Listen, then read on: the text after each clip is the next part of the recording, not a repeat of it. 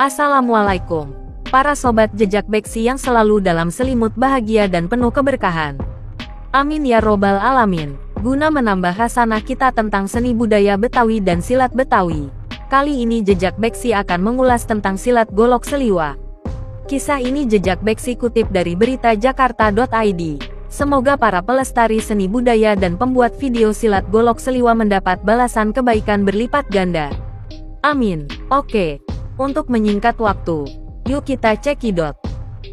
Nama golok seliwa mungkin sudah tidak asing di kalangan perguruan silat Betawi. Pencak silat yang dipelopori Husein bin Husni atau Babe Husein ini dikenal piawai dalam menggunakan senjata golok. Silat golok seliwa ini warisan dari keluarga Babe Husein yang diturunkan secara turun-temurun.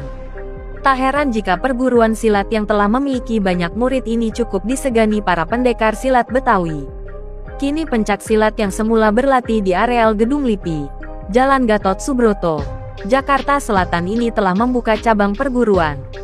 Salah satunya di Jalan Wulungan Poncol, Rawa Bokor, RT 04, RW 08, Kamal, Kalideres, Jakarta Barat.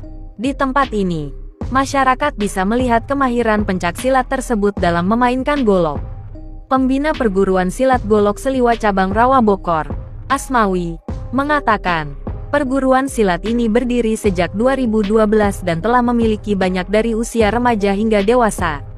Silat golok seliwa ini warisan dari keluarga Babe Husein, yang diturunkan secara turun-temurun.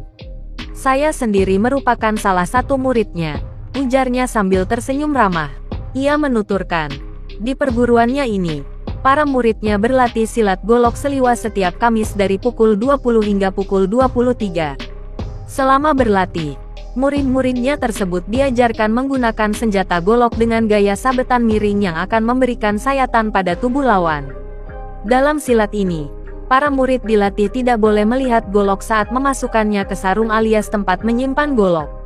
Itu supaya kita tidak lengah kalau sewaktu-waktu diserang lawan, katanya. Asmawi melanjutkan, ukuran golok yang digunakan perguruan silat ini juga harus memiliki panjang 1 jengkal 3 jari. Ketentuan panjang golok tersebut untuk menjaga keamanan diri dan memudahkan pergerakan saat melumpuhkan lawan. Selain diajarkan memainkan golok, para murid juga dilatih menjatuhkan lawan dengan tangan kosong, jelasnya. Oleh karena itu, sambung Asmawi, sebelum berlatih memainkan golok, para murid juga diajarkan sejumlah jurus silat dengan teknik kosong isi yang mengandung arti dapat menggunakan tenaga lawan saat diserang. Sesuai arahan Babe Husein, murid-murid di sini kita ingatkan agar menggunakan golok dengan bijaksana. Sebulan sekali, mereka juga kita ajak latihan langsung bersama Babe Husein di Gedung LIPI, pungkasnya. Jejak beksi mania, itulah sekelumit cerita tentang silat golok seliwa. Semoga makin menambah wawasan dan pengetahuan kita, khususnya soal seni budaya dan silat Betawi. Silahkan simak konten-konten jejak beksi yang tidak kalah penting dan menarik. Tapi jangan lupa ya untuk subscribe, like, dan komen. Wassalam.